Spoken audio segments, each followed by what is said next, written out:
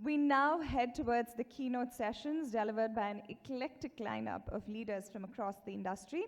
For the very first keynote, we'd like to extend a very warm welcome to Mr. Nitin Verma, Managing Director, India and SAR, Crowdstrike, to share his insights on the topic, Let's Talk Digital. Please welcome him with a huge round of applause. Over to you, Nitin.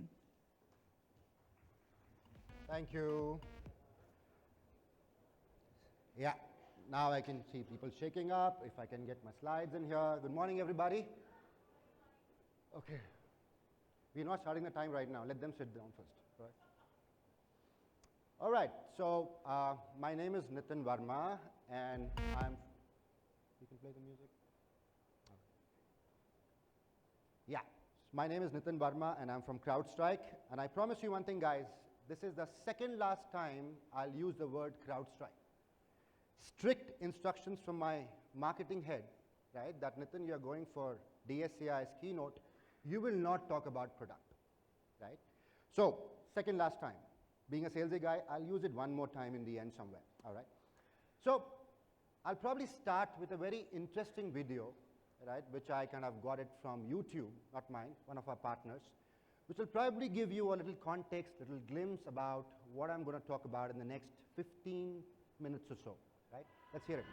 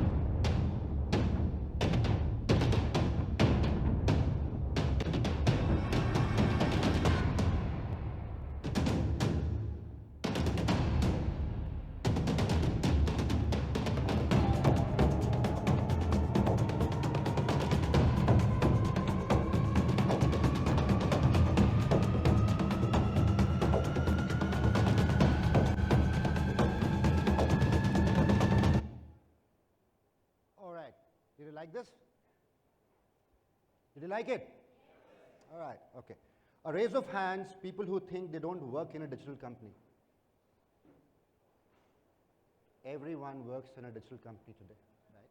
But whatever you've heard in the last one day and you'll be hearing in the next 24 to 36 hours, right? The entire umbrella of digital, which kind of embraces the people, the product, technology, cloud, so many things. But my view, it's a personal view, guys, happy to be challenged. Digital are associated or is associated with two philosophies in here. And this is as per me, guys, okay? One, it's a perspective. Now, the reason I say that is because if I ask my 11-year-old daughter, and when she was seeing this video, right, she immediately said, digital makes you lazy. We don't go to the mall to eat and to shop. Everything happens online. Second perspective, my mom, I'm sorry I'm giving a lot of PIA data, Samir, but yeah, if I talk to my 72-year-old mom, she will say, it's convenient. I get to watch my Astha channel anywhere I want, right? So it's a perspective in here. The second thing about digital, the philosophy that I mentioned, it's a very relative term when it comes to the journey of digital, right? Some are depending on the vision, mission of an organization, some really accelerate their journey. Some just start and kind of go slow and steady in here. Now, with that context in mind about digital, let's talk digital today, right? We all know that technology has been touted as one of the greatest equalizer. I think you heard from everyone out here, right? And especially in the recent times, right? Every digital advances that we have made in an organization, right, kind of supports the vision, the mission of an organization, but it also supports the 17 United Nations Sustainable Goals, eradicating poverty, driving universal literacy, reducing the infant mortality, so on and so forth. Now think about it. Every second, there are 2 people who come online, right? And just a data point, there is about 306 billion emails that we send every day, 5 billion YouTube videos that we watch on a daily basis. Netflix streams about 700,000 plus hours on an hourly basis. And if that's not enough, it's kind of strange here, but we spend about $1 million every minute buying commodes online. Yeah? The amount of data at this pace that we have created at the dawn of 2022 is about 49 zettabytes. Anybody knows how many zettabytes, what is zettabytes in here? Now, just for an equation purpose, 1 zettabyte has 21 zeros in it. And this, ladies and gentlemen, is the digital era that we all have advanced into, where we are spending 1/3 of our waking life online, right? And what lies ahead for all of us is, like Mr. Garg also mentioned, innumerable opportunities, possibilities with just a click and a tick out here. And we also heard about the cybersecurity state when we were talking about digitization, that every new technology threatens the privacy, erodes security, fuels inequality. And it's up to this people in the room out here who have a choice as citizens, as people, as employees, as customers, as employers, or the government, to make a choice in here. That how do we harness and leverage this latest technology for our own benefit, for our organization's benefit in here. So what I'm going to do in the next 10 minutes left out for me, right, is to talk about my perspective here, the 4 ways, that I think will change the narrative of digital world and the potential threats associated with each one of them. And probably in the end, I'll have a little solution from my side, what I think about it, right? And at the end of my presentation, everyone in this room will have a choice to make, whether we want to wait for the future to happen or make an effort in shaping it up, all right? So let me talk about the first thing that I believe in here, right? And to me, this thing has really accelerated the digital journey for each and every one of us, and especially from an Indian context. Hope it works. It doesn't. It doesn't. It works. Hybrid work, the last 30 months or so, right? And I still believe, as on date today, it's still an ongoing experiment for all of us. The pandemic has actually changed the very meaning of offices. Very meaning of offices for us. In fact, the new ways of working demands heavier reliance on technology. And if you ask me today, right, the future of work is still a moving target for all of us. But the good part is, as a community, we have started to draw some conclusions around it, right? The first one, I'm sure it's improved the work-life balance for all of us. It gives us a choice or a control on work location, because today, work is no more a synonym for an office or a meeting room, but it's an activity which can be performed from anywhere, right? Imagine the burnout mitigations, right? Spending 4 hours on the road, and I'm sure the Delhi guys will relate to it, 4 hours on the road going to office and coming back, right? And all of this put together, right? And I'm sure you'll agree, if somebody doesn't, please raise of hands, it's improved the productivity. And I can vouch for it, right? Having a team of about 600 people in India, I could see in the last 30 months the productivity has really shooted up for all of us. On the hindsight, let's look at hybrid work, what threats it brings to all of us. It's now the gateway of new form of threats that are happening in here. And as we move from that secured, perimeter-based, right, to basically a home using personal devices or a personal network or a vulnerable hardware as a router, right, it kind of expanded the attack surface area for all of us today, right? And that's why we see a lot of sophisticated social engineering attacks being performed in the last 30 months. So the thought I really want you to leave with, right, is this. We all know that hybrid work is now a permanent cybersecurity risk for businesses. So do we say we don't adopt it, or we do something about it, right? So that we are accelerating in our digital journey, number one. Let's talk about, as a second way that I believe, about the currency which has appreciated 10 times in the last 5 years. Any guesses, guys? A currency that appreciated 10 times in the last 5 years.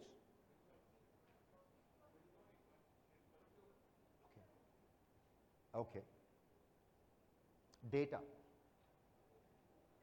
Everybody is, right? So Bitcoin and everything. So data is that currency which kind of appreciated 10 times in the last 5 years, guys. We all know that, right? The amount of data that we are handling is 10 times more than what we used to handle about 5 years back. Right or wrong? Right or wrong? Correct. Okay. Now, the digital technologies, platforms have made data so discoverable, so actionable, that it has led, right, using those data sets, big data, what do we call that? AI, I think Mr. Garg touched upon that. Artificial intelligence becoming one of the most applicable and widely used catalysts for all of us. And we all saw the benefits in our respective organization, even personal also, right? It kind of gives you, reduces the human error. It kind of gives you insight on a real-time basis. It's now embedded into our life, day-to-day life in here, right? We have used AI in various aspects of our life, right, to train the modules and get predictive insights about it. In fact, in the last 6 or 7 years, we have seen a lot of cybersecurity companies leveraging AI to protect various organizations today. But think of it. Are we the only one, the good guys, who are using AI to our benefit? It's the bad actors also who are leveraging AI to kind of launch sophisticated attacks on you personally and your organization, right? Corrupting the data, poisoning the data, right? Think about this. The bad actors today are leveraging AI to identify patterns in your computer system, which kind of reveals the weaknesses of security and software, which can be exploited to launch various attacks on yourself. A study by, I think, one of the researchers, which I kind of report I came through last week, right, showed that the AI-generated phishing emails has higher probability to be opened up than a manual-generated phishing emails in here. So many benefits. And what I think, and I really want you to think about this, right? Artificial intelligence can be more hurtful than helpful from a cyber perspective today. How do we kind of balance this equation, the benefit and the threat? I really want you to think about this, guys. Right? Just a thought. Can we look at augmenting human expertise with AIs in here? Just a thought. Yeah? I want you to look at your mobile ones. Right? On an average, there are about 31 applications that we use on our smartphones. I think Mr. Garg touched upon the smartphone being the single device. 31 applications on an average that we use, right? Which kind of leads to a highly personal digital footprint of us on internet. With the digital platform technology becoming central to the way we manage our daily needs or the social needs, we are actually digitizing information about ourselves in an enormous way. You want to see how 60 seconds on an internet looks like? Yeah? Yeah. Every time we shop online, we reveal information about our preferences, about our buying patterns. Every time we comment on a post over a Facebook, right, we kind of share our values, our motivations, our likings. Every time we post a picture of a tissue box along with some cold remedies on Insta, right, we feed in data that kind of helps assess the authorities the health risk of a region in here. So the government, the town planners, the marketeers, the health companies, and the list is endless. The amount of data that we are giving out about ourselves using the digital technologies helps the industry to do analysis and planning and many other walks of life in here. But how is it used, how is the data used or could be used is also a potential threat in here. right? And as we move in the future, which is passwordless, right? I personally believe the mobile connectivity and the digital connected platforms have actually revamped, reframed the relationship between the brand and the consumer, right? The smartphones, easy integration, the platform economy that we are living in, all are the driving factors which has changed the way we play, we learn, we shop, we love. I don't know about love, but yeah, Tinder was not there when I was young, but yeah, I think we kind of love online as well. I don't know how many people are on Tinder. Raise of hands. Nobody. Nobody. We have old people out here in this room, okay. Right, or nobody's saying it right now, okay. I think the restraining forces, the biggest threat is data privacy and data security around it, right? And if I had to believe a report from Forrester, 80% of the attacks today are identity-based attacks, which basically leads me to say the online vulnerability of identity breeds cybercrime in here. Right? So we'll not use the smartphones, the digital platform, we will. But as leaders, we need to equate the benefit and the threats that we see in here. I think she touched on the fourth point that I'm going to mention in here. People have always dreamt about a virtual reality, a virtual world, right? And it was, I think, since the dawn of computing. And it was only recently when technologies came together and fulfilled our imaginations, right? Today, we can inhabit in a virtual reality which is lifelike or very immersive. And these virtual spaces is called as, are you listening, guys? Metaverse, right? And if you ask me personally, I strongly believe that metaverse is going to change the way we interact, socialize, collaborate today in the community.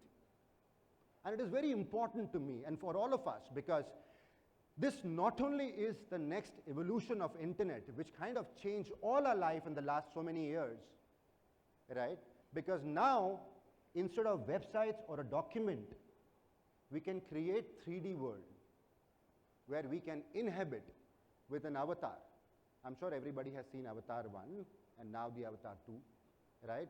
We can actually live, inhabit with an avatar or be an avatar. Now think about the possibilities, right? This conference can happen on a metaverse, in a virtual world, right? It will change the way we are, the education industry. I see a lot of students from Chitkara University here, right? It will change the way we are seeking education right now. It will change the real estate. Imagine the possibility that will happen with the entertainment industry.